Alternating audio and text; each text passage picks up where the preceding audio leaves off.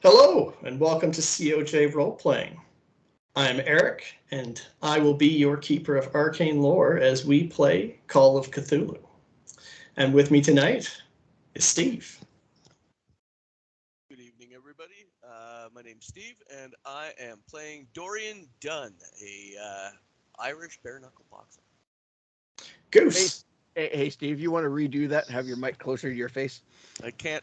I would have to put it in my mouth to have it closer to my face. Hi, my name's Steve LeBreton, and I'm playing Dorian Dunn, a Irish bare-knuckle boxer. Goose. Hi, everyone. I'm Goose. I am playing Harold Sullivan, a parapsychologist. Kate. Hi there, I'm playing Dottie, a freelance journalist. Graham. Evening all, I'm Graham. I'm playing Conrad Klein, university lecturer, psychologist, and relationship counselor. Mark. I'm Mark, and I've got Donald Kennedy, a World War I fighter pilot. Very good. As I said, tonight we are playing Call of Cthulhu. So turn down your lights and get yourself all ready for Eldritch Horror. So, where we left off our investigators in our last episode, they had all gotten together in a diner and met Mr. Knott, a real estate owner who had a problem with one of his houses. It seemed that there's an unsavory reputation, and he would like these investigators to clear that reputation right up for him so he can rent that property out. Found out that two of our investigators, Dr. Klein and Dottie, both had connections with the previous tenants, and the whole investigative group went to go to Roxbury Sanitarium, where both of the two adults of the family that lived there are currently admitted. After that, they went to actually look at the house and the neighborhood, went into a few of the rooms in the house, and Dorian Dunn spoke with the cigar and newspaper vendor across the street and down the road a little bit to get a little bit of word of what's going on with the house in the neighborhood. With all that, let's get back into the investigation, where our investigators are going for a spot of lunch, as it has been half a day's worth of investigating, and they're probably pretty hungry, so they're going to discuss where they're going to go next. Dorian's always hungry. Time for a sandwich. Oh, as we continue with this episode of the classic Call of Cthulhu scenario, The Haunting. Now, how about lunch, everybody? Let's go find a Monte Cristo. An excellent sandwich. Or an excellent cigar, depends on your preference. Oh, that I didn't know. I'm a bigger fan of the Croque Madame. Nice Reuben on rye. Well, it sounds like you're all headed to a deli, so that can be very much arranged. You get yourselves an assortment of sandwiches, some that have melted cheese on them, some maybe that don't. It does not really matter. Perhaps a fried egg. Perhaps a fried egg, indeed. The kraut. The kraut. I don't know. Out. No krauts according to the World War I pilot. He's not a Reuben fan. So anyways, so you're sitting down and having a bite. Jimmy Sorry, go ahead. has a curious question for Mr. Sullivan. Mr. Sullivan, do you keep track of paranormal happenings around in the greater Boston area? I do. I try to keep an account of everything I've investigated. Interesting. Did you hear anything about a haunting in the Sheaf St neighborhoods? Not offhand. Because this sounds like the kind of thing that would have shown up in the newspapers. Some people don't really understand the paranormal. Some people think it's hooky. Some people really won't investigate into it. Like our good doctor here thinks that the two patients could have been food poisoning. I've seen crazier things than that. Yeah, and who knows? It could actually have been food poisoning, but he seems to be stuck on a poison of some sort. Well, I once saw a guy go 2 rounds with a grizzly bear, and that was pretty crazy stuff. And I thought I was on some kind of poison then. Well, Mr. Kennedy, you have experience in the military, World War I. You more than any of us would know the stories, the unfortunate realities of the trench warfare and the exposure to mustard gas and other toxins that our soldiers encountered, and the horrifying effects on the body and the mind. To suggest that such a thing is a far-fetched explanation for the suffering being experienced by our unhappy couple is quite frankly short-sighted and unscientific. Yeah, I've seen shell shock that look like both those cases. I think this is a very open and shut case. It isn't something related to contamination of food or anything ingested. Perhaps it's some sort of vapors coming up from the basement. Who knows? So maybe we need to investigate the city plans about the sewers under the house. There might not even be sewers. I don't know. In 1923. There probably are sewers, but city planning might not be up to what you might be imagining exists. There might be a list of the sewers. There might be some broad general maps, but it's 1920. There might not be a comprehensive map of the sewers. You said it's December, right? And prohibition. It's January. There's January and prohibition hits in, I think, in January. It does. It's right around the corner. Okay. We're just ahead of prohibition. The prohibition's in a few weeks, so it's 1920, whatever it is. 1920. It's 1920. Oh, it is 1920. Yeah, it passed it in 1919, right? So the Great War has ended recently. So if it's 1920, how old is the house? The house? That information you don't know. That information might be like it's not a new build. No, it's not a new build. This is pre-war. This is before the Great War.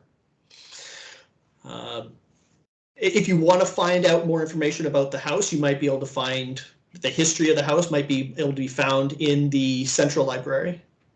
Jimmy pipes up and says, "If you want to find the history, there might be news articles about it in the Central Library.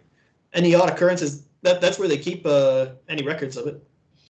And as I said before, there's the clippings at the Boston Globe. They might have some killed articles over there. I don't know. If there was something that maybe the owner of the property did not want out into the public, or maybe there's people down at City Hall or other interested parties that don't want out known about a area where there's lots of businesses around, they might have killed an article.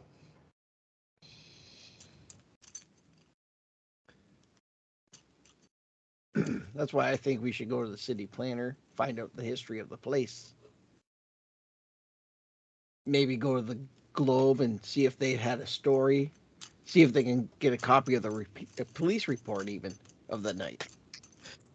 Dottie, it comes to mind that if you got to go there, you're going to have to deal with Artie. Artie is he's a in between. To reference those who know comic books, Artie's kind of a in between of J. Jonah Jameson and Mr. White from Superman. Perry White. He's not as grumpy as J. Jonah Perry White. He's not as grumpy as J. Jonah Jameson, but he's not quite as congenial as Perry White. He's a guy who probably smokes and drinks. He probably smokes a lot and drinks a lot of coffee and lives off of pastries, and has the stress of trying to get a paper out on a regular basis. He's not completely unreasonable, but you might be able to convince him to let you see the killed stories. I can be persuasive. All right, I think we've got our next destination. If need be, I'm quite good at asking people to do things and them letting me do them. Right on. Okay, well, I guess if you guys want to head there first, absolutely. Or splitsies, or... It's up to you how you want to handle things. Do you want to split the investigating party? Not when you ask me like that. I would ask that no matter what situation you were in. If you guys were going to lunch and you wanted to go to separate places, I'd ask just the same way. As long as you can get a You say so. croque madame at the deli. All right, so everyone finishes up their sandwich, soup, beverage of choice. You guys hail a cab, and you're going to the Boston Globe? Yeah. Okay, you head over to the Boston Globe. You go in the front door. It is a private business, but it is open to people to walk in. People do submit help want ads and whatnot. There's even, letters to the editor and whatnot. So you walk in. Thank you, Mark. Okay. Regional food only at this time. Yeah. And Dottie, you recognize Sandy Gillis sitting behind the front desk. Hey, Dottie, how's it going? Hey, Sandy. Same old. I don't know how to talk like a 1920s person. It's okay, you don't have to. Okay. I'm just I putting on this. It's cordially fun. greet her. It's happy to see her again and ask her if I can just get in to see some old articles.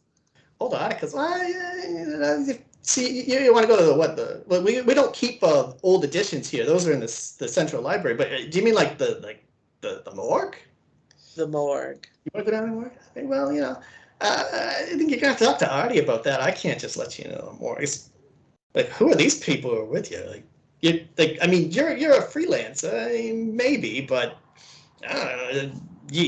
With these people, you're definitely gonna have to talk to Artie about that. Okay, well, then let's go see Artie. Okay, he's in his office. He hasn't been yelling at anyone for at least, the last hour, so, maybe he'll be the first. So go for it. He just had lunch, so, he might be pretty amenable. All right, well then, I go in and happy to greet him. If I Are you all going in? Oh. Or is it just you, Yeah? Dottie? Maybe Who's I should go in I think alone. I think it would be wise for her to go in by herself Yeah. instead of 4 other strange guys with her. Okay. Yeah. Yep, we can make that happen. So you open the door. He looks up. Where's my article? You gotta have something for Dottie. Dottie, I haven't seen anything from you, but 3 days. Come on. Where's my article? I'm working on it. I need to get into the morgue to see some old articles. You want to go into the... Dottie, you're not a full-timer here. You're not going to just go snooping around in the killed articles in order to create a new story, are you? It's not the first time I've heard something like that happen.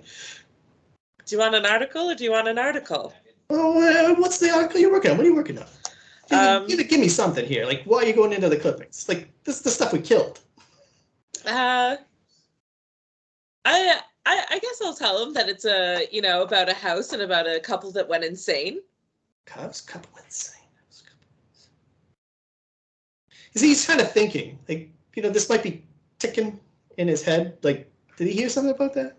He's like, couple went insane.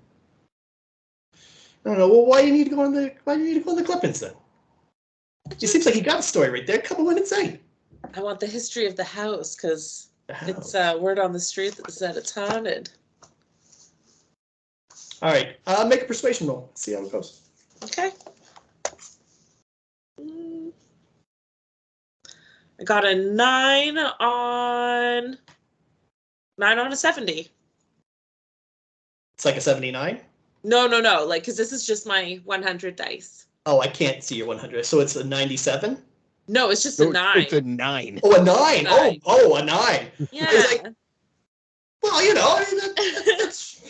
I guess that's pretty reasonable. So you're just gonna go down there yourself? I have a couple friends with me, but I can go down solo if that, Well, who are these friends you got going with you? I mean, Well, we have a paranormal investigator.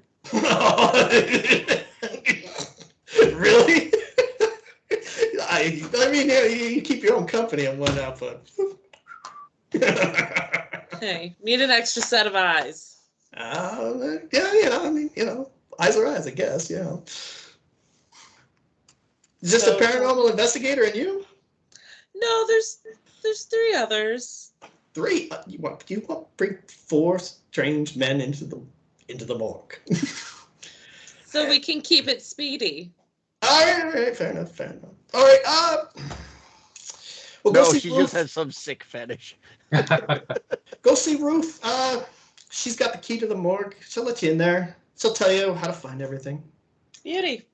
All right, good. But I want my article. Give me my I'll article. give you your article. Damn right. Thanks, Artie. I'm too good to you. That's about as sexist as I'm going to get with the characters. So even though it's 1920. That's okay. Oh, you're not in your. You Oh, got no, I know I'm not, but this is in this this is 100 for, years ago. this is for public consumption. Not once did you use the word. Okay, so you know where to Yeah, find Ruth. You've been here before. So you head over to Ruth's desk, and it's right by a door that's just like a flat door into a wall. It's like, Dottie, good to see you. What do you need? Just need down into the morgue. Artie already gave the okay. Addie! Yeah, she can get in there. Don't worry about it. Yeah. So she goes over, unlocks the door to the morgue, and opens the door. She says, all right, it's sorted by name and address for the most part when it comes to places. So have a look down. And because you talked your way in, there is no need to make you guys roll to search for it. You can find it because it is well organized. Okay. And because Dottie, you did such a good job of talking your way in there, you get the handout. Which means you get to read it. You get to read it. So Okay. there is now a handout in your inbox. All right, how do I get to that? Oh, wait. I think I figured it out. Boom. So. Sorry, guys. No, that's all right. It's making me download it, and there we go. Oh. Okay. It's like all right. official and stuff, eh? It's all official and stuff. Drive-through All right. RPG. Okay, so Boston House of Horror. You've probably come across an eerie house that looks like it belongs in a horror story, but you might not have ever. I have to read this whole thing? Yep. Oh, Jesus. Okay. Otherwise, the people listening won't know what you've seen. Fair. Okay, but you might not have ever heard of the most haunted house in Boston. The Sheaf St mansion, located in Copp's Hill, Boston, is one of the most haunted houses in the city. Since its construction, multiple owners have suffered bizarre misfortunes ranging from mental illness to death under unusual circumstances. The house was built in the early 1800s by a merchant of some means. In 1835, he fell victim to a strange disease and sold the house to a W. Corbett. Mr. Corbett, who had several court battles with his neighbors and was thought to be both odd and eccentric, lived in the house until his passing in 1866. In 1880, a family of French immigrants moved into the house, a father, mother, and their 3 children, a boy and 2 girls. In an unfortunate series of events that took place over the course of only a few weeks in November and December of 1880, the mother and father were killed in separate incidents. On November 18th, 1880, Adrien Lucier was killed when a staircase collapsed as he was walking down to the basement. His son, Adrien Jr., was present during the incident and reported seeing a mysterious black shape in the corner of his eye. In December of the same year, Mary Lucier was found dead and their 3 children crippled after they were crushed by an unknown object in one of the upstairs bedrooms. After the two accidents, neighbors and police suspected that foul play was involved. The children, however, said that the family had been experiencing unusual phenomena for some time prior to the accidents. Strange noises and a feeling of unearthly presence emanating from their basement. Their concerns were not taken seriously by their neighbors or by the police. Following the tragedy of the Lucier family, the house stood vacant until 1909 when another family moved in. The new family fell ill almost immediately after moving into the house. Each member of the family showed different symptoms. As the months passed, their illnesses became increasingly severe. The first to fall ill was the husband and father. Doctors could not offer them a diagnosis for the conditions, which appeared to go beyond the realm of human understanding. Finally, in October 1914, the oldest son was found raving mad in his room, with a self-inflicted wound from a large knife. He died shortly after from his injuries. His parents and siblings were so heartbroken by his death that they moved out immediately and never returned. The house stood vacant again until 1918 when the Macarios rented it. The family seemed happy at first. However, the neighbors soon reported hearing bizarre noises and seeing strange behavior that compelled them to call the police. Within a month after moving in, the parents were admitted to the Roxbury Sanitarium. The children were sent to live with relatives. Neighbors reported that Mr. Macario was in a constant state of terror and that he believed that something sinister was happening in his home. The house at large remains a mystery. Although rumors have spread throughout the neighborhood, some implicating natural causes and others attributing to strange events in the supernatural. Mr. Knott, the landlord, has refuted them all. He claims said that it's bad there. Someone did some typoing there. Sorry. No, it's okay. Okay, so the claim said that the most so-called occurrences are neighborhood gossip with no basis in reality. The house will be refurbished and rented out again soon. He said that several factors have contributed to its difficulty in finding a renter, citing repairs that need to be made and the recession more generally as probable reasons why renters have been reluctant to move into the old house. And there's a couple notes jotted down here. One saying, please note, both City Hall and Mr. Knott have contacted the Globe with concerns about this article and that they feel it is speculative and could not create misconceptions about the area.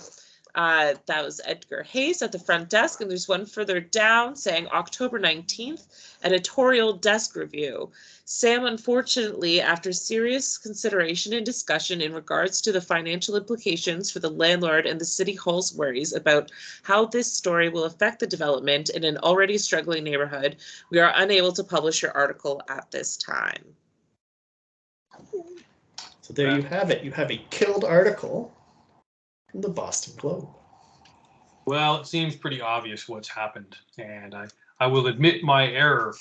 Does not seem to be anything in the wine, anything in cigarettes. So, Harold, I congratulate you on your insight. Clearly, it's some fumes or vapors coming from the basement. Hey, on the plus side, we got a couple free bottles of wine there. Well, perhaps we do. But clearly, it's fumes coming from the basement. Every family that has moved into that place has been affected the exact same way. They need to hire a contractor and do some renovations down there and perhaps concrete the floor to prevent any fumes rising up from below. I think that Mr. Knott would be very pleased with this simple solution, and then we can get on with our lives. I don't think it's something as easy as that, sir. Well, it perhaps not, but it certainly seems to fit the facts. All right. They're probably all Protestants, and the devil's taking his due. Those who believe in that sort of thing, that could be a valid explanation. I just wish we were able to get into the basement and do a proper investigation. But what was really preventing us? Just rickety stairs, right? By any chance, did anybody notice if there was like a storm door or outside into the basement? Mr. Sullivan, how about you make a luck roll for me? I don't want to. I looked around. This is just to determine whether or not you looked to see if there was a storm door. Nope, you didn't. You didn't look. None of you did. Sorry. All right. Well, there might be more information at the Central Library about occurrences that happened at this house or at this residence. Yes? By any chance, with the killed article, is there's pictures of the house that would have been printed for the paper? With the articles that we have, there are Yeah. no pictures of the house. Okay.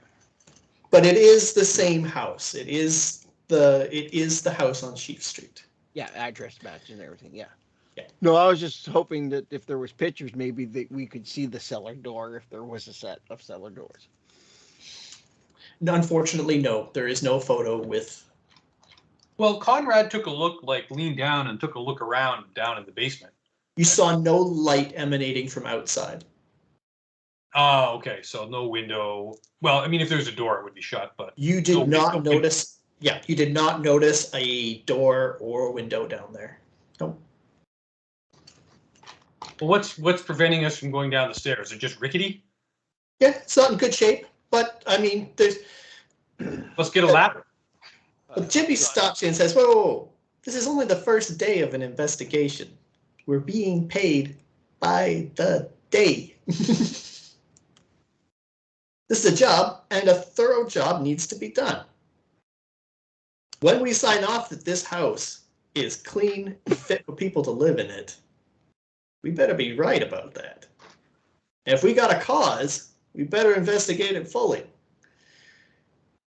Now, I mean, I don't know about you, but I mean, there's an owner about this house, and we don't know anything about him. The first actual guy who really owned the house, that Corbett guy. We don't know anything about him. Maybe there's something about him. Maybe there's something about these the French family, the Luciers. Yeah. You know? Or the original builder. And then that's not actually noted in the article, but maybe there's something about the original builder. I don't know, maybe he was into some hooky dooky stuff. I don't know. Well, sir, you are a professional private investigator, so That's right, I am. perhaps it's best to follow your lead in these matters. I follow the places where we can find clues. If we find nothing that leads us anywhere else, then sure, let's go check out let's do a top to bottom search of that house. But, you know, let's give ourselves a chance to make a few bucks while we're at it. Mr. Knott has generously offered an excellent pay for the work that we're doing. So, if we were to look into the families that previously owned the house or previously been in the house, would that be city records or would that be the library? If you want to look to see if any additional articles about the house were written, that's the Central Library. That would be stuff that was actually published. You might be able to find some more information about goings on at the house that could have been published in the newspaper. I'm more looking on the family themselves. City doesn't really keep records of families living in houses too much. I mean, they might keep a note of who owns the house at any given time, but the article kind of told you who owned the house when, but they're not going to tell you. The city records aren't going to go beyond like deed transfers and stuff like that. No, but the library should have old censuses. So we should go to the library. I know a thing or two about libraries. I think a few you know something about the library. If you know some things about the library. Samesies. Dorian wouldn't know this, but the city records would have information about what the property was before the house was built. Yeah, and that's what Harold's been trying to get a hold of at the beginning of this investigation. Probably a swamp releasing foul vapors into the basement. Right. And being as it's Boston, you're probably right. Before we take off out of the morgue, can we look for articles on these families that might have been dead? If you're looking by the name, you can look up for the names of those families, the Luciers, Yep. Corbett, and there was another family in there too, wasn't there? I think there was 3. I can't remember. I'm scanning for it, but I can't see it. Like I'm not. Yeah, they talk about another family, but it doesn't give names. You can search for Lucier and Corbett in the clippings, but remember these are that would be unpublished articles. So yeah, okay. You take them time and you look under the names and where you would find Corbett or Lucier. There's nothing there really. No unpublished articles were produced for them. But the records of the let me see, because I do have a PDF that tells me how far back the records go. I'm more looking to find out when the whole "this is a haunted house" story started. Did it start with Gabriella, or did it start back and then?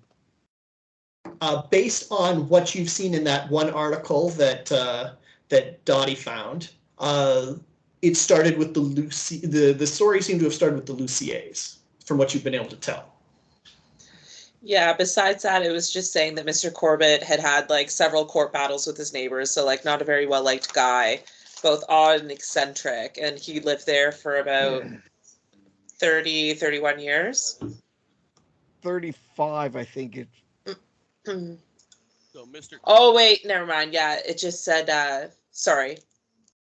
Yeah, you're right. The clippings only go back far as 1878. There was a they don't go back any further than that. Okay. Dorian is going to look around the morgue and see if he can't find anything on Mr. Knott that might have been Killed. hushed. Just in case we're looking into a thing that he might be setting this up as some kind of scheme. You don't see anything that would indicate that something like that. You don't find any articles about Mr. Knott. Just this mention of him written into, like, he's barely mentioned in this article. The notations on it say that he has requested that this story be killed, so that it not be published. Okay.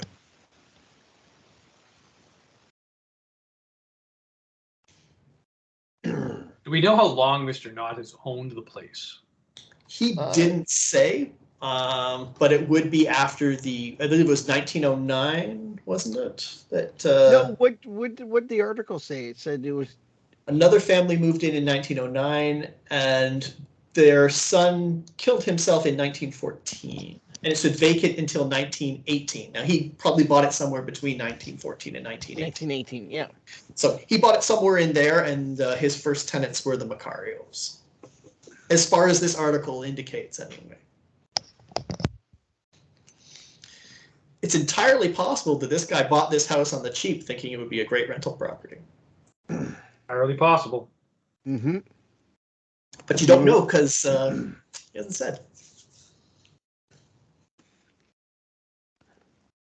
All right. Do I think it's to the library now? Okay, to the library.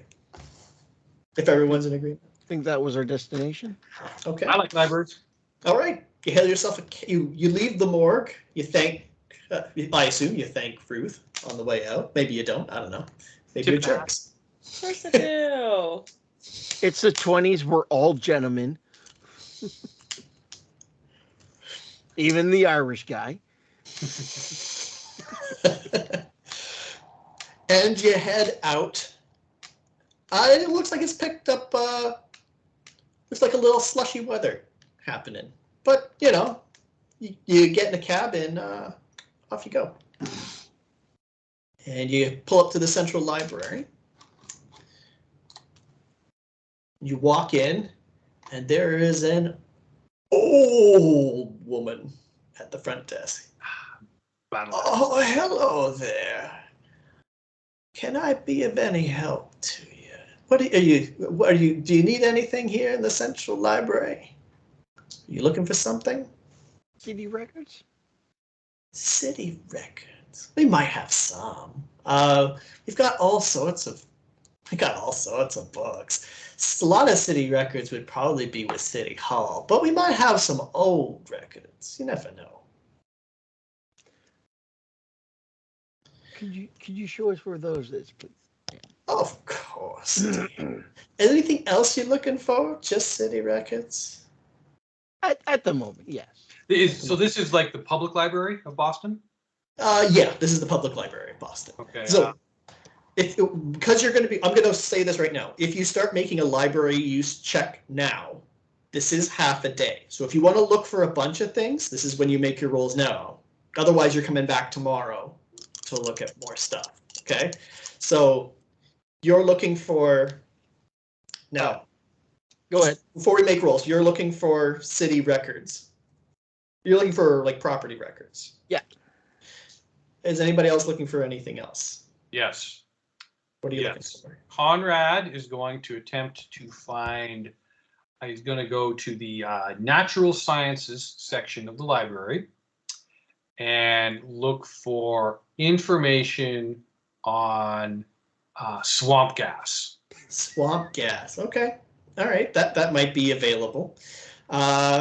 Just organic chemistry, what sort of off-gassing can be found in swampy areas, chemical reactions happening underground, producing fumes, things of that nature. Okay. Mr. Kennedy, are you looking for anything? Yeah. I mean, I still think it's somebody doing this on purpose because they want something from the property. So I want to see about land surveys, that sort of thing for the area. Yeah, maybe there are, minerals in the ground that people want. I'm trying to find motivation. Are we going to Scooby-Doo this thing? Ms. Dottie, are you looking for anything in particular? I guess I'd like to try and maybe look up a little bit more about the families that had previously lived there. Sure. And Mr. Dunn, are you looking for anything in particular? Mr. Dunn believes in the supernatural. Mr. Dunn believes in supernatural. Mr. Dunn is, mind you, the version of the supernatural that he believes in is very biblical. Right. Yeah, no, I get you. But he's a good Catholic man. So the article that we got from the newspaper mentioned that the person that lived in the house before any of the problems started was Corbett, correct? Mm-hmm. That's correct. So Mr. Dunn is going to be looking for any information he can find on the Corbett family. Okay. And I don't anticipate great success. Okay. We're doing this as group roles. So what everyone's looking for, the successes we're looking for will yield information. If one of you has tapped into a correct lead source, I can get you information for that. Okay. So, do you just want the librarian to point you in the right direction, or do you want some more in-depth help? I'd like direction on where the records would be on them. Okay. So you're just looking for direction. Okay. So if that's how everyone is going about it, I would like you all to make a library use check. How old is she? Mm-hmm. She's probably in her 70s. She can move around. She's old, but I mean, old by no. 1926. Like if I tapped her for specific information, like, do you know of this house? You can ask her if you really want to. Yeah. Well, while I'm looking, I'm asking her as well.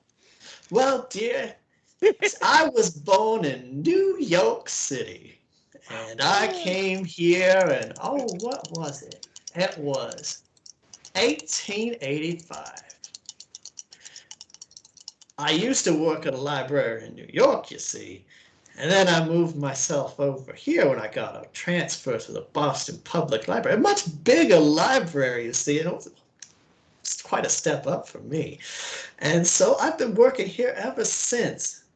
I don't really get to Sheaf Street very much. No, I don't know anything about that house. I thought I'd give you a nice little ramble there. It was perfect. I rolled a 9 on my library use. Okay, tell me what kind of success you got. It's under my 5th. It's on your 5th, so that's an extreme. Rolls from everyone, please. I got an 11, which is 11? also extreme success. Extreme success. I got 95 out of my 20. That is almost a critical failure, but not quite. Yeah. I got 53. I'm looking at comic books. Awesome. Yeah, I got 12, so that's under my smallest number. Sorry, I'd have to zoom in That's your really far. extreme success. That one. Okay, so we got 3 extreme successes. That's very, very good. So the librarian points you out in directions of where to find information. And fortunately, even though a couple of you are looking at comics and finding books about nonfiction adventure stories surrounding pilots. Tarzan stories. Exactly. You do find some information. Mr. Klein, you do find some information about swamp gas. Excellent. It is somewhat informative. It will probably take you a day or so of study in order to really get acquainted with the effects of swamp gas. Well, but my plan is I just want to familiarize myself enough with the topic to be able to have a conversation.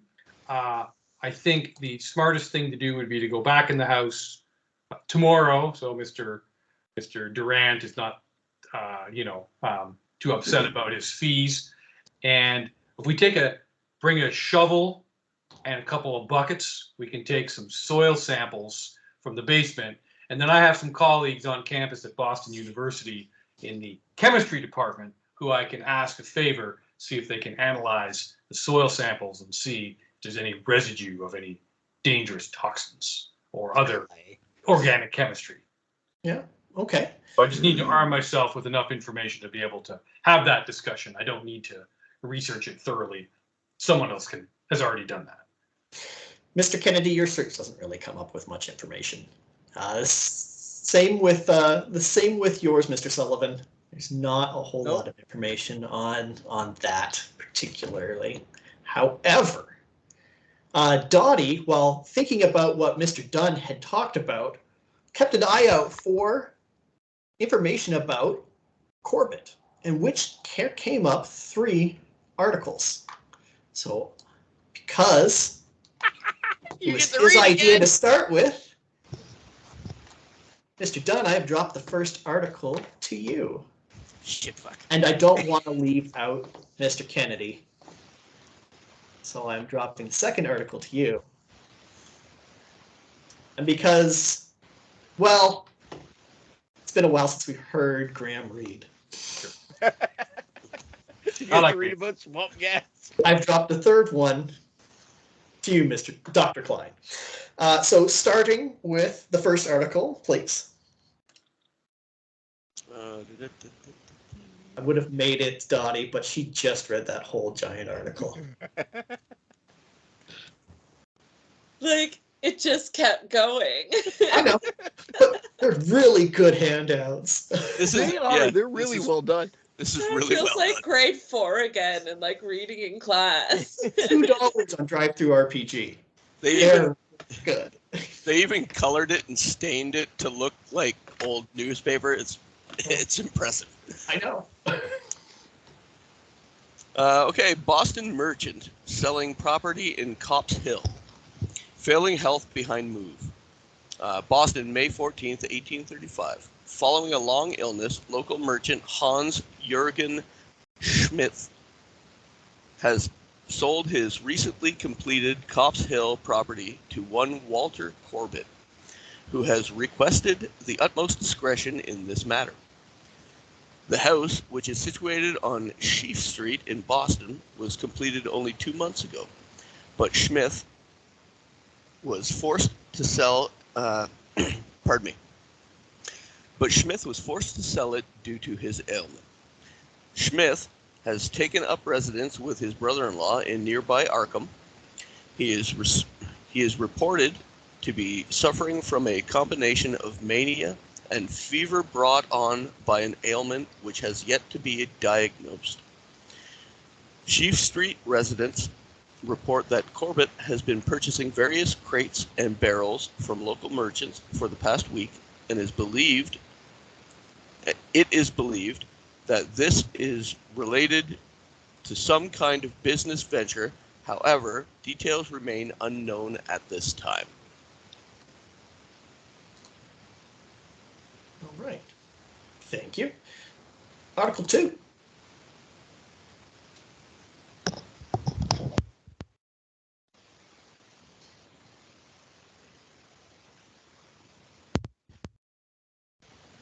That's That's not you, me, Mark. is it? I'm 3. Yep. It says 4 on it. Sorry, that's the 4th handout in the packet series. Sorry, Article 4. Oh, okay. A legal battle over a residence in Copp's Hills takes shape. Boston, Massachusetts, March 1852. A legal battle between Walter Corbett and his neighbors has erupted over the possession of his house in Copp's Hill. Mr. Corbett, who has lived in his home for 15 years, is being sued by his neighbors for reasons which are unclear. Mr. Corbett's neighbors have called his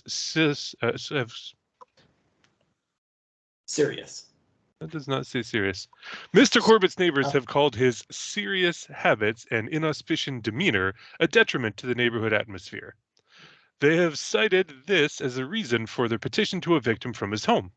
The details of the lawsuit are unknown as court records are not public record, but it is likely that the petition will show up soon in the public record at City Hall once it's filed by the plaintiffs. The case will be heard in Massachusetts Superior Court by Judge Charles Hemingway as Associate Justice of the Supreme Judicial Council of Massachusetts since 1841. You suspect that perhaps the editing of the newspapers is not entirely great. Perhaps Artie is not getting, well, Artie's predecessor did not get enough sleep. I mean, it was 70 years ago. That is true. All right, and Article 5. All right, so this is an obituary. There are 2 obituaries.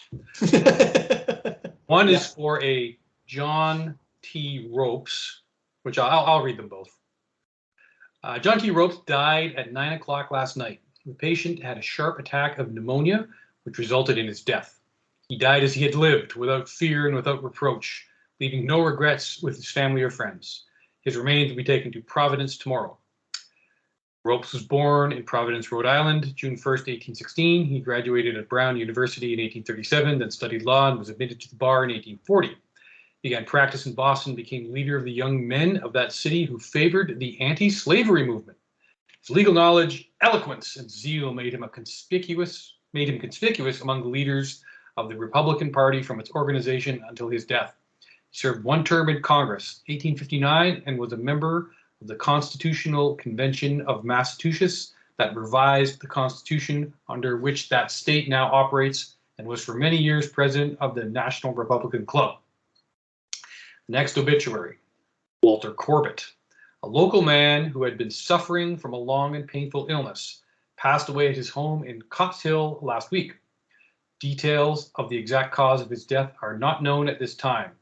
A long-standing feud with neighbors had been an unfortunate reality of Mr. Corbett's life. His last will and testament requested that he be buried in the basement of the home where he lived for 40 years, a request that was met with strong oppositions and a new lawsuit by neighbors. Okay, couple of things. All the buildings around the house on Sheaf Street are commercial, correct? They are now, but remember, this was some time ago. Okay. So the neighborhood is being reverse gentrified. So instead of, so all these businesses are creeping in and crowding out residents.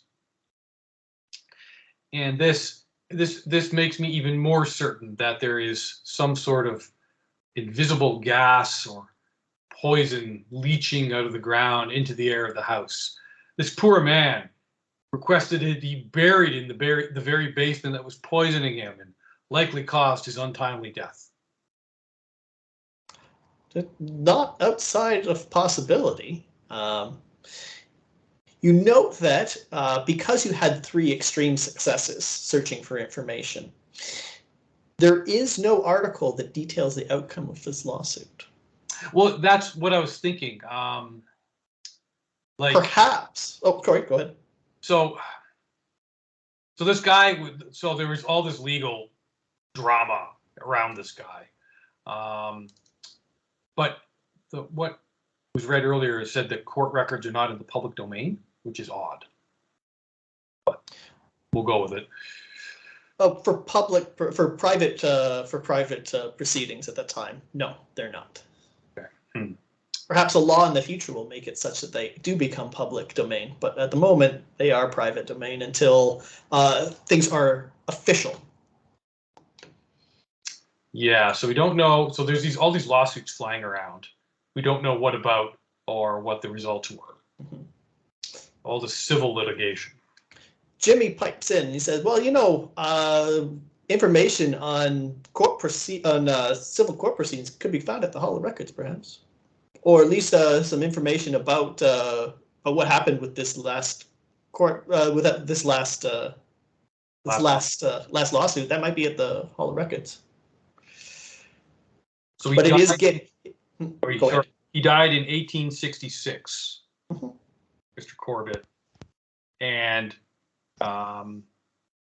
then there was likely a lawsuit filed in 1866 trying to sue to prevent him from being buried in the basement. Yes. The neighborhood probably didn't like the idea of a body being buried. The neighbors probably didn't like the idea of a corpse being buried in their neighborhood. A lot of superstitious people back Yes. then. Yes. Witch burnings, the Salem trials. We're a bit further out from that, but yes. Truly a dark time. Some people's enlightenment. Some people refuse to accept enlightened scientific discourse. But you have no information about whether or not that actually ever took place or not, since there was a lawsuit about it. But it is getting later. It did take time to find all this information. So it is getting towards the late afternoon to early evening. You went from about 1 o'clock to about 5 o'clock. Yeah. So do we want to call it for the day and reconvene in the morning? I think so. Okay. So Jimmy recommends that you all meet at a diner again, get some coffee into you before starting the day. Bacon and eggs. Yeah, get some breakfast, get some coffee into you. Eggs Benedict and they'll be using real hollandaise sauce back then. They won't be using instant stuff. Instant? I didn't realize people could make instant hollandaise. It's powder. No. Not me, Jimmy. Okay. Yeah. Now, I will say, just because they're doing real hollandaise doesn't mean it's good hollandaise. There might be some cigarette ash in that hollandaise. Yeah. Because they did smoke in the kitchen back then. Oh, yeah. Smoked everywhere back then. Yeah. The librarian was having a smoke when he came in the front door. Yeah, okay. We can meet up in the morning then. All right. So you all go home, have some dinner, and a good night's sleep. You meet up again first thing in the morning. Let you decide if there's something special about the diner you're in. But you meet up at the diner, get some breakfast, some coffee. It's time to start planning out what your next step's gonna be. Well, I think we've pretty much decided that the Hall of Records is going to be our next stop for information. Okay. Yeah, so I would assume that we would hit up a diner somewhere in that location. Like close to. We need to know the outcome of the lawsuits. Lawsuit or lawsuits. In fact, Okay. There, yeah. All right. So you have some breakfast. Everyone has their meal of choice. Jimmy's having a nice greasy omelet with a cup of coffee. As you get finished that, it's time to hail a cab. Seems the weather's cleared up a bit. It's no longer slushy out. It's been a little. It's not gotten too cold. There's a little bit of melt that's happened, and it's cleaned up a little bit. It's not too bad. So you drive down to Hollow Records. As you go in through the front door, there is another clerk. It's about a early 30s gentleman sitting behind the desk. Hello. Welcome to the Hollow Records. What can I do for you? We're looking for records of, what is it, 20... what's the street name again? Sheaf. Sheaf Street. Sheaf Street. With an F. Sheaf Street, yes. Sheaf Street. 20 Sheaf Street. 20 Sheaf Street. Well, come on back here, and you can take a look through the records. Have a look, see what you can find. And this is another library use, so I'll need some library use checks out of you fine folks. Okay.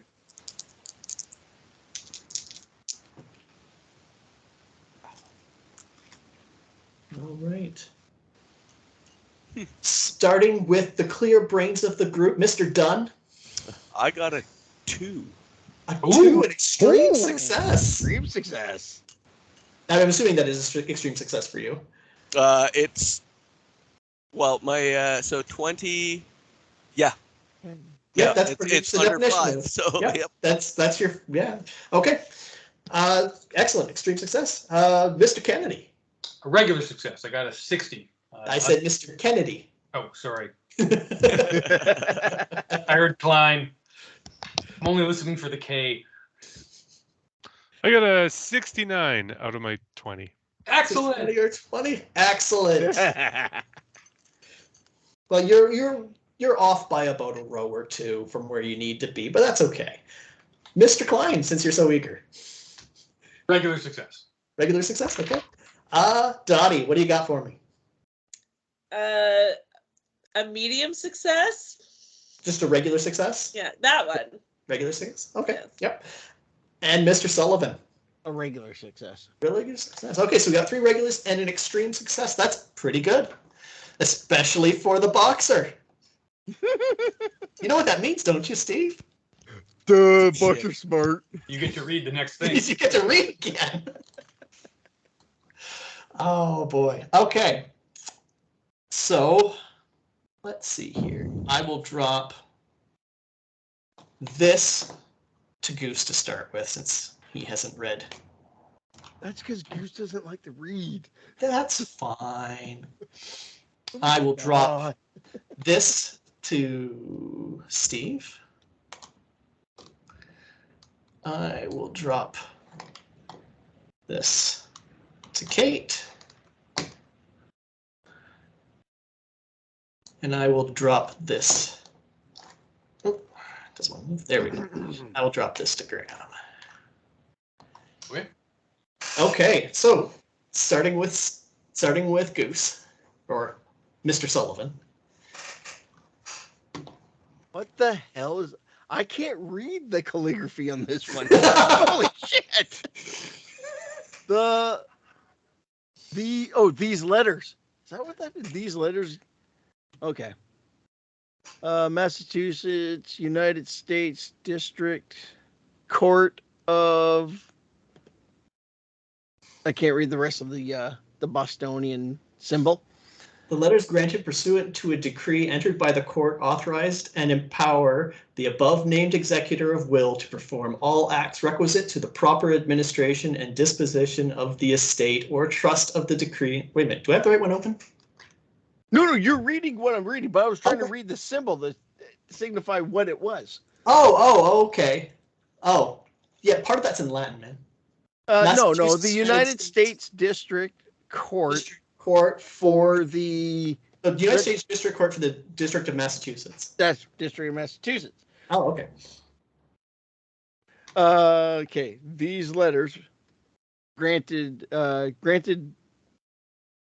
Go ahead, Eric. I Pursuant can't to read calligraphy. It's okay. Granted, pursuant to a decree entered by the court, authorize and empower the above-named executor of will to perform all acts requisite to the proper administration and disposition of the estate or trust of the decedent, in accordance with the decree and the laws of Massachusetts, subject to the limitations and restrictions, if any, set forth above. This is the last will and testament of one Mr. Walter Corbett.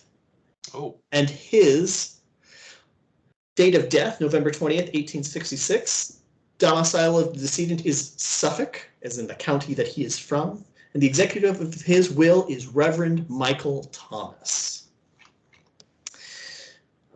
It is notified on the day of November 21st, 1866. Or this is the decree that it be carried out, I think. In testimony whereof the seal of Suffolk County Civil Court has been affixed, and it is properly sealed. And sorry, dude, couldn't read calligraphy. Because it is so nice, I kind of want to show you all what it looks like. Because it is a really nice looking document. It is. It's really well done. I'm really impressed with the packet you found.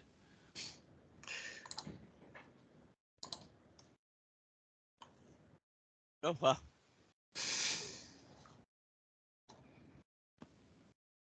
And it's harder to read because I expanded it out so you could see the whole thing. But I had it zoomed in to read. Not bad. It is. Not bad. Okay. Then we'll move on to Mr. Dunn. I have not yet received the thing that you dropped to me. Oh, you have not? No. I will try dropping it again then. And if you still don't get it, what did I drop to you? Just so I know what it was. It'd be 8. No, actually, they're optional handouts, so they. Oh.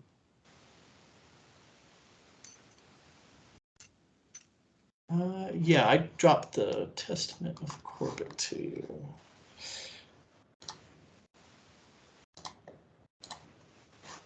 Oh, shoot.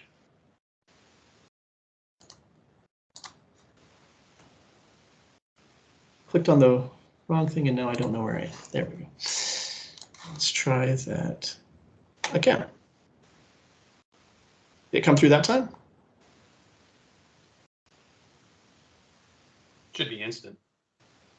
No, still the only thing I've got. Oh, wait. What is this?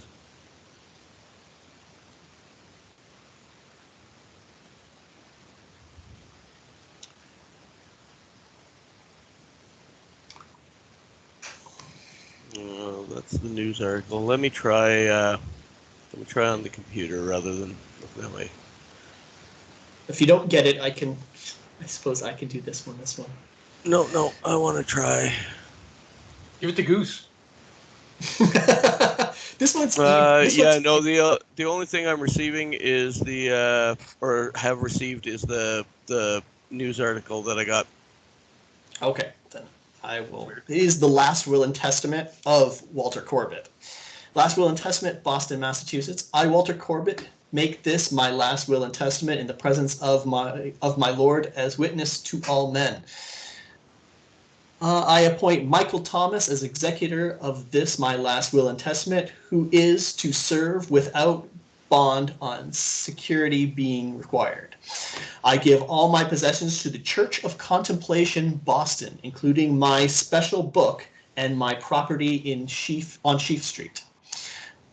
I will my own funeral to be performed by Reverend Michael Thomas of the Chapel of Contemplation, and I will that no relative or so-called friend be allowed to attend, if on any pretext whatsoever, but that they be prohibited by injunction from entering the chapel on seeing the body.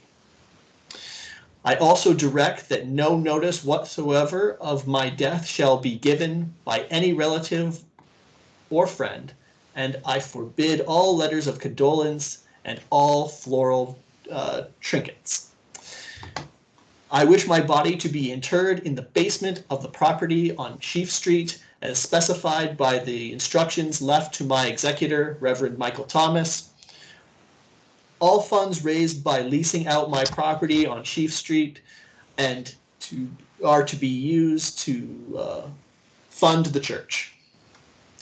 On this day, the 20th day of July, 1865, Boston, Massachusetts, signed the signature of deceased Walter Corbett, signature of witness James Abbott, and signature of executor of will, Reverend Michael Thomas. And it has been sealed.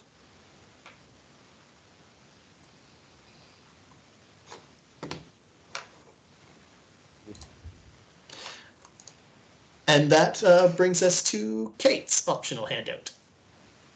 I had no idea what I was looking at until you were reading out that will, because it's just a register of churches for Boston, Massachusetts, and the Reverend Michael Thomas is on there, and the status of the church is closed for Chapel of Contemplation. And in the notes it says closed by police in 1912. But that seems to be like the only pertinent information I can really get from that. Yep. And Graham. Okay. This Commonwealth of Massachusetts, Suffolk County, warrant of arrest. Sheriff or any police officer or constable of the said county, whereas Boston PD Lieutenant Harold Pembroke of the said county has this day made complaint and information on oath before me, FS Wilmarth Major, a justice of the peace of said county, that Reverend Michael Thomas in the same county did on the 29th day of April 1912, without legal justification and without apparent cause, Michael Thomas, with the help of accomplices in his church, kidnapped Godwin Marsh, Martin Regan, and Lindsay Blake, aged 8. Children have not been seen since their abduction, and there is concern that they may be in danger. Investigators suspect that the members of the Chapel of Contemplation are responsible for a series of child abductions. These are, therefore, to command you in the name of the Commonwealth to apprehend and bring before me or some other justice of the said county the body of said Reverend Michael Thomas and all members of the Chapel of Contemplation to answer the said complaint and to be further dealt with according to law. Given under my hand and seal this 2nd day of May 1912. Okay, so the first thing I notice, well, they're psychos. The second thing I notice is that Mr. Corbett died in 1866.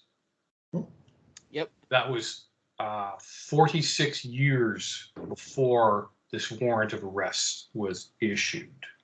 Correct. Reverend Michael Thomas is still around? Would appear. I'm just surprised. You would expect a reverend to be, well, I guess it could have been younger. Yeah. In his 30s after the seminary, could be in his 70s. But this was 8 years ago, and a mere 2 weeks after the Titanic sank. But as you'll note in the records of the churches, this has been closed as of the 2nd of May, as of May 1912. Well, wasn't it June 1912 the church was closed? What you read, Kate? Actually, no, it doesn't say. It just says 1912. Okay. Well, it would have been, presumably it would have been after May of 1912 if the constabulary was on the hunt for these ne'er-do-wells. So now you have another thread. Well,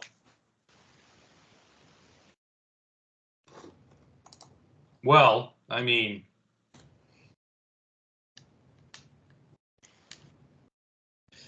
the idea that the Mr. Corbett's in a coffin under the floor, under the dirt in his basement is somewhat disturbing, and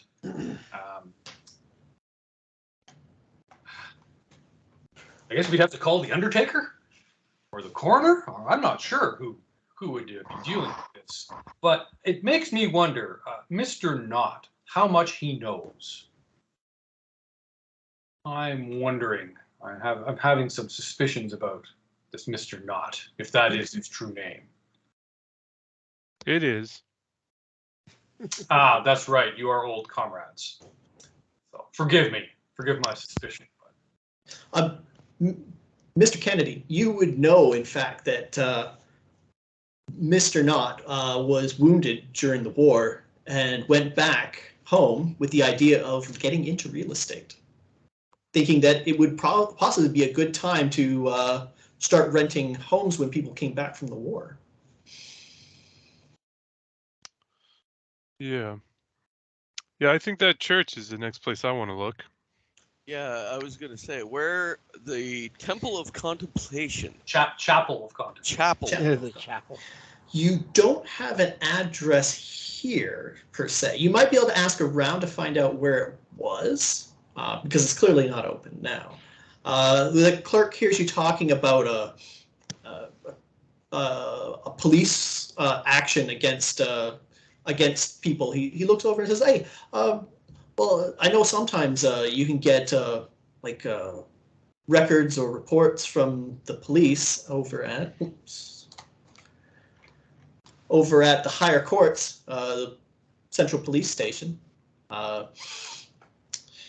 If you know someone there, you might be able to get in. If not, you might be able to talk your way in to seeing some of the records. I don't know, some of it might be classified, you never know.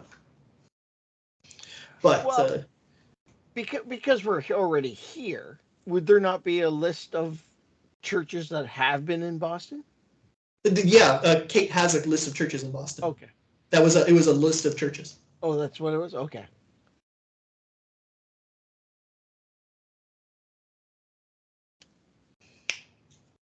So this Reverend Michael Thomas was the executor of Corbett's will.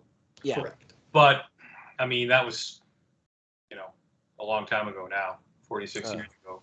And Reverend Michael Thomas was mentioned in all of the things that we found. yes, so maybe he's in jail. He might very well be. Jimmy looks like he might very well be. I mean, does anyone know anyone at the higher courts? And you guys can make a law check to find out if you do. All right. Now, I know none of you have the law skill because none of you are private investigators or police officers. But on the off chance that one of you rolls well enough, maybe you do know somebody. 5% or under. 65. Nope. No. I do have some connections that could potentially know some people. This is true. So, if I were to make a, well, not necessarily a phone call. You might. You do know people who have money, so they might actually have phones. But let's see what Mr. Ken. Did you roll? I haven't rolled yet. Okay, let's get rolls from everyone before we do that. Okay. Yeah, I figure that's the route that Dorian would go. Is I know people, and they probably know people. Dottie, what have you got? I got a 5. You got a 5? Oh, I got a 5. Get out! No, I'm not even kidding you. Wait, can you see that? I can't, but I Sorta. trust you. I can't, but I trust you. It's a single digit. I would That's all we never can- lie. I feel so guilty. I trust you, Kate. Don't worry. Well, this actually works out rather well for you guys. Dottie, you know Kim DeBrun.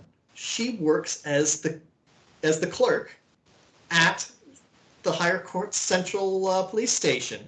You've had to talk to her on occasion from previous criminal cases, and you guys have actually gotten along pretty well. So on a 5%, I did not actually think it would happen, but on a 5%, you know someone to talk to. Now you guys spent half a day here, so you might want to, this is what a library used, so this was a half day. So you guys might, you can decide whether or not you want to push past lunch and just head on, or whether or not you want to stop and have a quick bite. It Yeah, doesn't. You can always get the takeout, cream pie. Come on. I'm All right, out- you guys are I'm gonna out stop. lunchtime. You guys are gonna stop, get a quick bite. The boxer's probably really hungry because he's used to packing on a bunch of calories for what he does. You have a quick bite to eat, and then you head over to the higher courts. And you know right where to go, Dottie. So you walk up to the clerk's desk, and Kim is there. So you are very lucky. Hey, Dottie, it's been a long time. You haven't done a criminal case in a while. Okay, what's happening? How you been? You seeing anybody? Not right now, Kim. You know me. My job is my lover. Or is that weird? I feel like that's weird and gross to say. But my work is my husband. I don't know. Married to my work. There you go. That's I tell you, young women these days are getting all sorts of strange ideas. But I got these 4 gentlemen with me, so. yeah. Oh yeah, quite a motley crew you got there. Okay, well, what can I do for you? We're looking for some records. Was it records? Well, I got lots of records here, but records about what? Sheaf Hey. Street. And the Sheaf- chapel. Chapel. What chapel? The chapel of Jesus. Of We are looking for the, contemplation. Oh, Chapel of Contemplation. That does ring a bell. That was a big to-do a few years ago. Here, let me take a look at what I can find for you. I'm not sure how much I can. I want you to just roll me a persuade.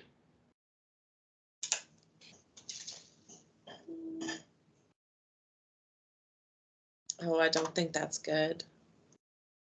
Yeah, I got an 81 for a 70, so I missed Not that. quite as good. No.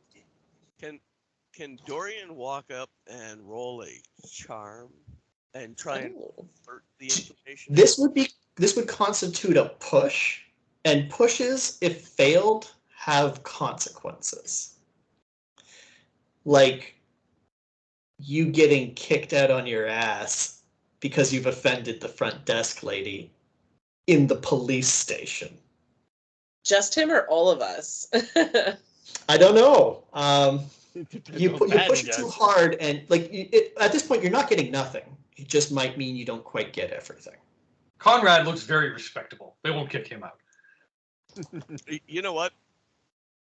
Dorian's gonna try it. Okay. I'm a risk it. Okay. I got a 20. What did you need? 35 is a regular success. So Oh. regular success. Oh, look at you. Aren't you a big hunk of man? Yes. Give me a minute. I'll be right back. All right. So let's see. Won't hit on Kate because she's a woman, but hits on Steve like nobody's business. Oh, honey, big hunk of man over there. She's got a thing for big guys who look like they've been punched in the face a lot. Scars, broken nose, cauliflower ear. Okay. So, Kim has come back with a literal treasure trove of information for you. However, the police report she has about the Church Chapel of Contemplation is heavily redacted. Now, who's the best reader? What would that be? It's going to be the longest one of all. It's redacted. It can't be that long. No, which skill would you want us to roll? Oh, you don't have to. It was the persuade and charm got you most of it. The law skill, Kim's friendly and knows you and will actually. Oh, sorry. Oh, you mean best reader? mean- Just to read the hand. Yeah. Who's the best reader amongst you? I'll read it. You want it? Not Okay. Goose. I'll be back in 2 seconds. Okay, I'll drop that to Graham. I will drop this to Mark. I will drop this to to Kate. And because Steve is gone, I will drop this to Goose. Son of a bitch. We'll wait for Steve to come back. Who goes first? I gave you the easiest one, Steve. Goose. Or start Goose. I gave you the easiest one. Thinking about Steve because he just left. My cat is orange. Not that easy. Damn it. Wiggum. My cat is brown.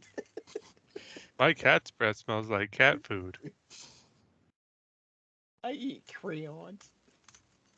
I'm in danger. I The bet tumor my worm went in my mouth and then I ate it. I bet my Wookiee. Which will all have to get edited out so we don't get sick. Yep. All right, put all the stuff that is copyrighted that you want to say in right now while Goose has to have it all taken out.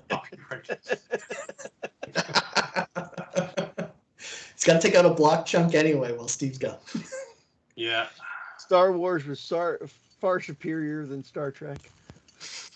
I apologize. My children were pissed off at me that I did not say goodnight. So. Fair enough. Okay, starting with Mr. Klein. Okay, this is 4 pages, so buckle up. Oh, damn. It's heavily redacted. You can do the gist if you want. Like, you don't have to go do every single detail, but it's a police report. Boston Police Department Special Branch official police report, and it's stamped classified.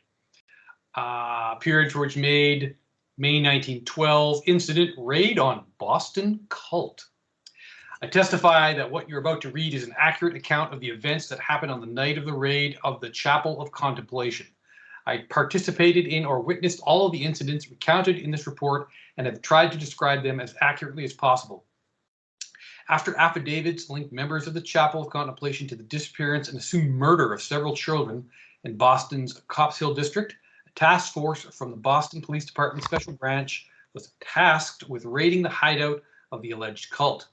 At approximately 1:45 p.m. local time, Boston PD Special Branch was notified that a warrant had been issued for the arrest and prosecution of all members of the Chapel of Contemplation. A team of 8 Special Branch officers, myself included, was assembled to carry out the warrant and arrived at the chapel's location at 2:35.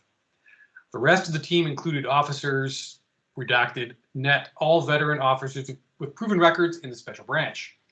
We arrived at the chapel to find a single-story brick building with a small sign out front that read Chapel of Contemplation. There were no windows on the first floor, and the door appeared to be locked. Officer Redacted attempted to open the door, but it was jammed shut. We then used our battering ram to break down the door and enter the building. Once inside, we found ourselves in a small vestibule with another door directly in front of us. This one was also locked, so we used our ram again to break it down. As soon as we breached the second door, gunfire erupted from the inside of the main chapel, and Officers Redacted were hit. Officer Redacted took a bullet to the chest and died instantly. Redacted was hit in the arm, but managed to return fire, hitting one of these shooters before taking cover. The rest of us returned fire, and a total of 3 shooters were quickly neutralized. When the gunfire stopped, we made our way into the chapel to look for any other gunmen. Officer Redacted stayed behind in the vestibule to call for backup and medical help. The chapel itself was a large room with an altar at the far end and pews running down either side. It appeared to be empty at first, but as we fanned out to search, more gunfire erupted from the north side of the room, hitting and injuring Officer Redacted. That's the first page. The rest of us fired at anything that moved on that side, and eventually we killed 2 shooters. Officer Redacted retreated to the vestibule while the rest of us continued clearing the complex. In the back of the room, we found an office and several small rooms. Some of these rooms have been converted into makeshift holding cells.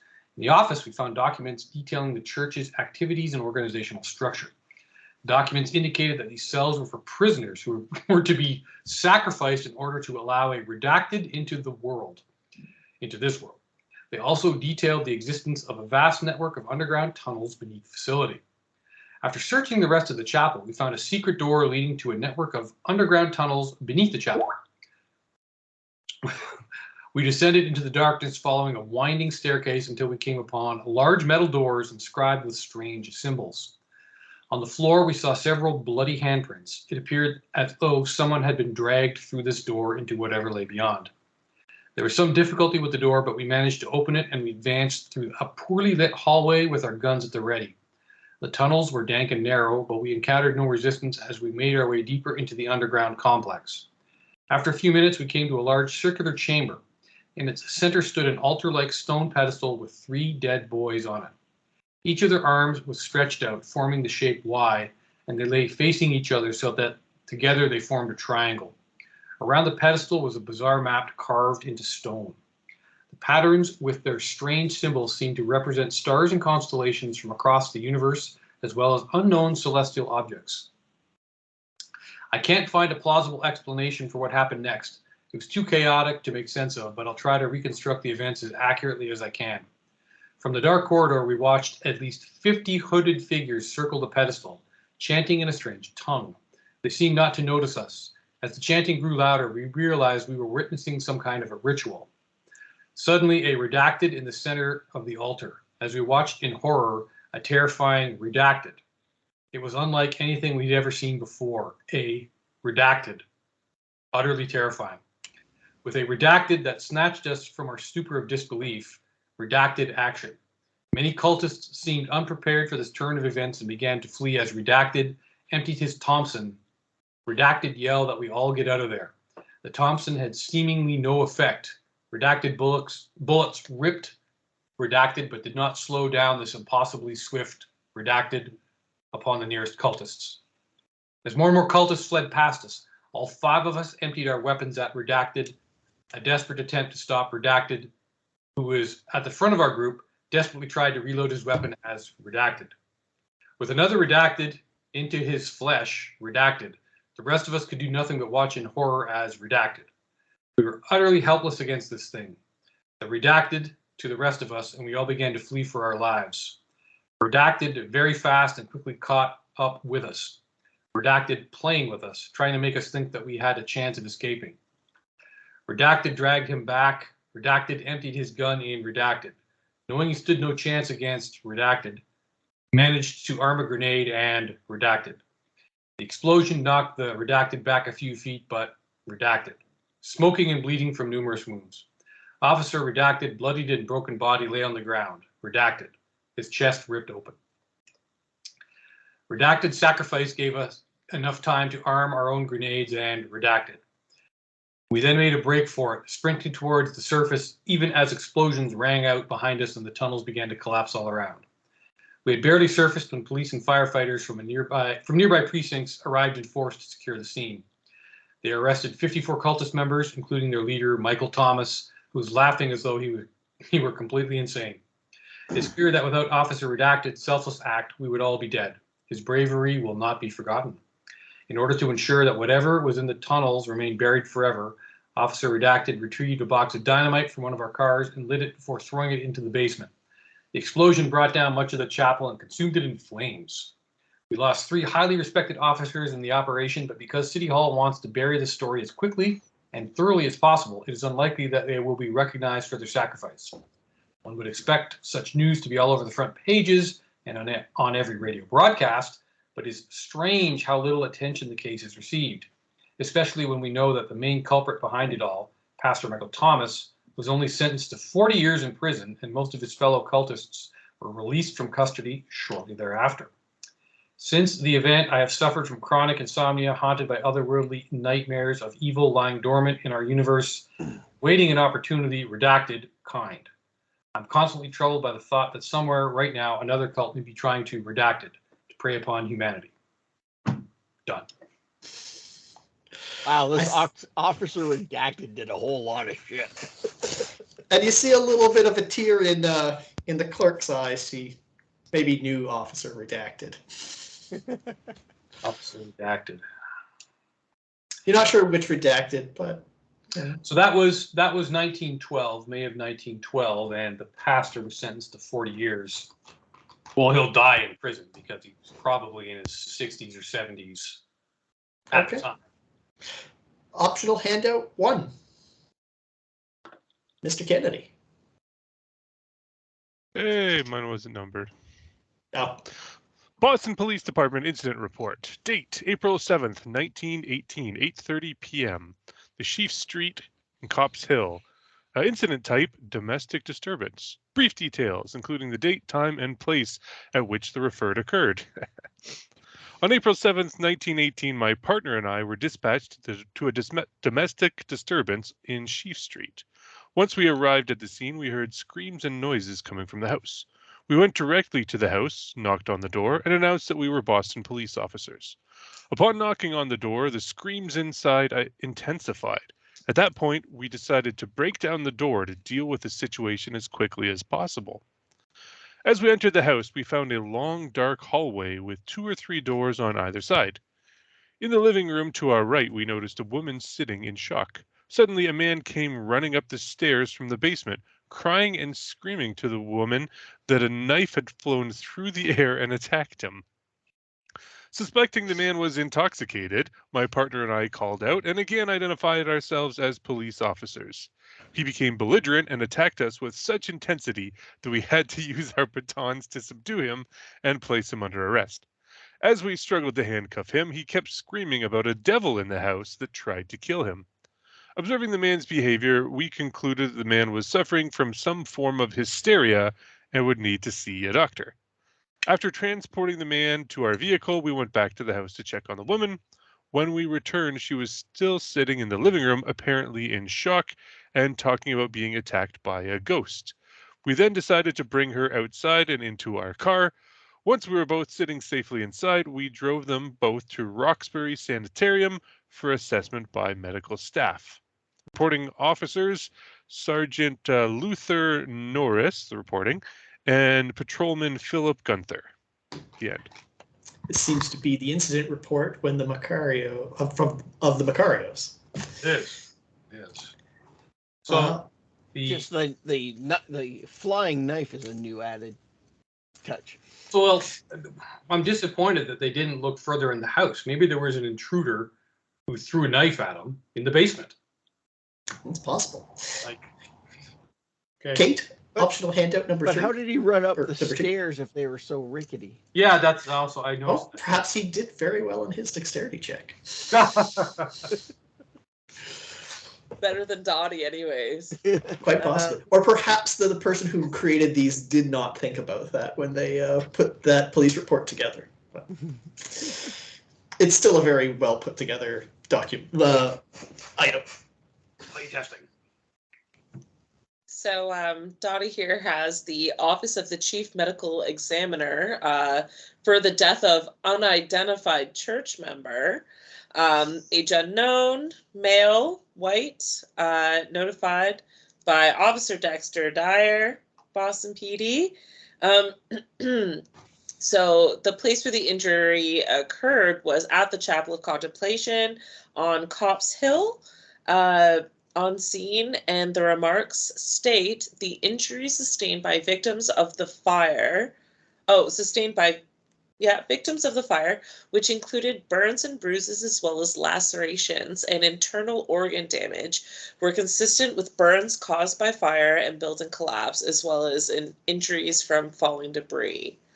I hereby certify blah, blah, blah, on the 5th of May, 1912, la, la, la.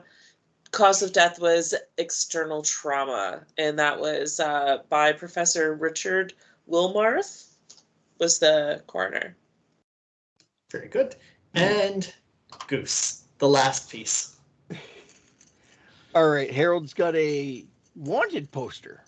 He sure does. Offered by the state, $300 reward. The reward offered will be paid to the person or persons who caused the arrest and detention and turn the prisoner over to the authorized officer of state or local police.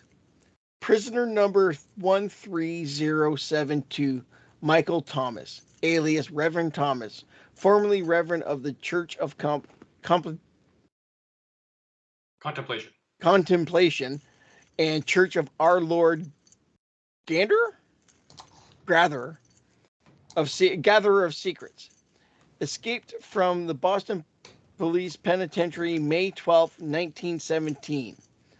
Arrested May 2nd, 1912 on charges of abduction and murder, termed 40 years, age unknown, but approximately 60 to 70 years old. Weight 220 pounds. Height is 6 feet 2 inches. Color white.